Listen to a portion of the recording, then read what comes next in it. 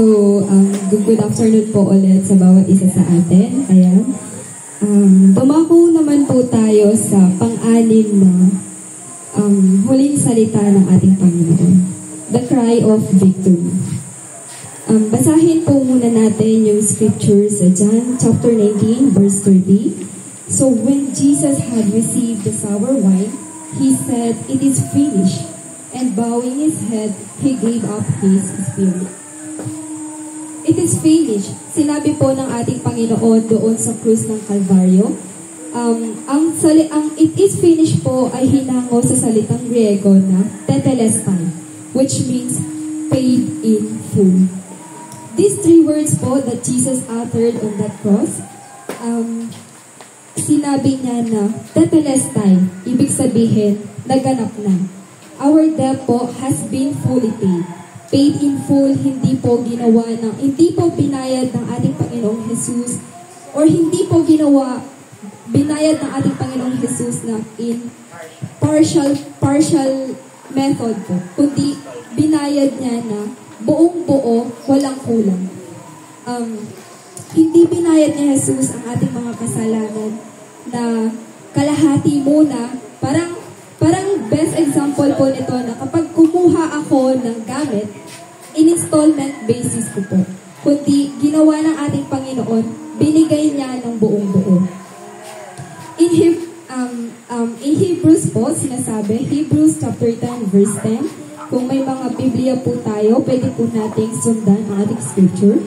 Hebrews chapter 10 verse 10, at dahil sinunod niya ang kalooban ng Diyos, tayo ay ginawang banal ni Jesucristo sa pamamagitan ng minsanang paghahandog ng kanyang sarili at iyon ay sapat na. Ganoon din po ang sinasabi sa 1 Peter chapter 3 verse 18, sapagkat si Kristo na walang kasalanan ay namatay ng minsan para sa atin na mga makasalanan upang iharap sa Diyos. Siya'y pinatay sa laman at muling binuhay sa Espiritu.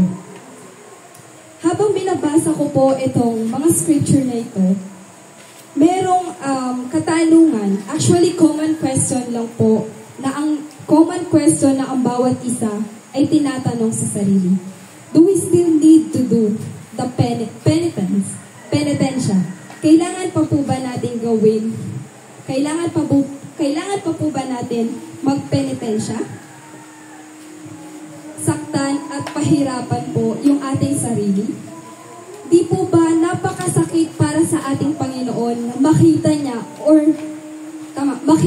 yung mga anak niya na ginagaya yung kung ano yung ginawa niya noon pa man? Hindi po ba napakasakit sa kanya na parang, Lord, gawin ko po ulit yung ginawa niyo kasi kulang pa. Hindi mo natubos yung mga kasalanan na ngayon ko lang nagawa. Maling-mali po yun, mga kapatid po. Kasi, kaya nga po ipinako si Jesus nung panahong iyon para lahat tayo ay matubos mula sa ating mga pagkakasala. Malinaw din po na binanggit sa mga scriptures po kanina na binasa ko na once for all. Hindi siya twice, hindi siya thrice, kundi once para sa lahat. Na yung sakripisyo ni Jesus ay sapat na. Sapat na para sa ating kabayaran ng mga kasalanan. Sa verse po na ito, may mga lessons po tayo matututunan. Una po, the sacrifice of Jesus is more than enough. Sapat na, hindi na kailangan pang gawin o ulitin kung ano man po yung natapos na ni Jesus noon pa man. It is a one-time sacrifice. Grabe, one-time sacrifice na dugot pawis ng ating Panginoong Jesus ang ibinigay niya para lamang sa atin, na dapat tayo yung magbabayad noon. Pero dahil sa pagmamahal ng ating Panginoong Jesus, sinakripisyo niya yung kanyang kaisa-isang anak. So, dito po, hindi na natin pang kailangan saktan. Sorry po for my words. Hindi na po natin kailangan saktan pa yung ating mga sarili para sabihin na tayo ay humihingi ng tawad. Napakadali lang po na humingi ng tawad sa ating Panginoong Jesus. Sinasabi po sa Romans 3:23 na ang lahat po ay nagkasala.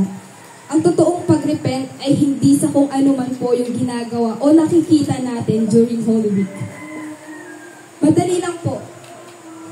Aminin lang po natin, i-confess lang po natin sa ating bibig, sa ating Panginoon na tayo ay nagkasala. Humihingi po tayo ng tawad sa Kanya at tinatanggap po siya bilang ating Panginoon at Diyos na tagapagligtas.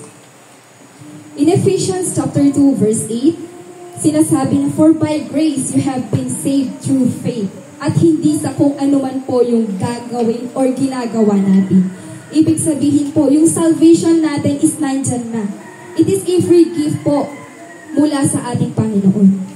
Second po, Jesus finished and fulfilled His mission. Na-accomplish niya na.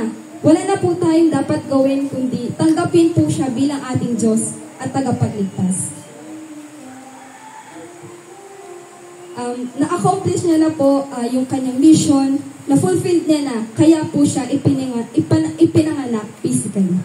So, yun lamang po yung sa ating 6 verse. Maaari po ba tayong manalangin kahit maikli na po? Heavenly Father, we praise you and glorify your name, Father God, sa oras na ito, Panginoon. Panginoon, maraming salamat po, Father God, sa iyong pagsasakripisyo, Panginoon, doon po sa krus ng Kalbaryo. Panginoon, maraming salamat po sa salitang Tetelestai, Lord God, dahil dito, Panginoon, ito yung salitang katagumpayan mo, Panginoon, doon po sa krus ng Kalbaryo.